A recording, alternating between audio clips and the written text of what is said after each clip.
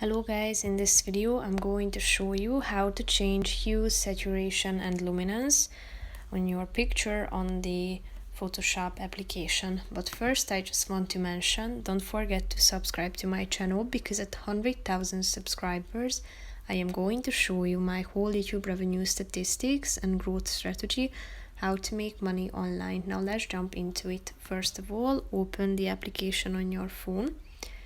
Then you should click on the home button down below and tap on photo editor. Tap on the picture you want to edit. And here you should click on adjustments down below in the left side corner. Slide the left side in the middle of the screen and tap on HSL, which stands for hue, saturation and luminance. That you can see here. You can find 8 colors that you can choose from, and you can use the adjustment slide in the middle of the screen if you want to set the hue. Here you can see it.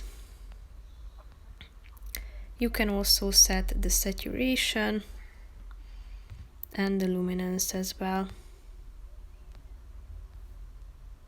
Here you can find these 3 options and adjust it with the help of the slide. So basically that's it for this video guys. See you in the next one. Bye bye.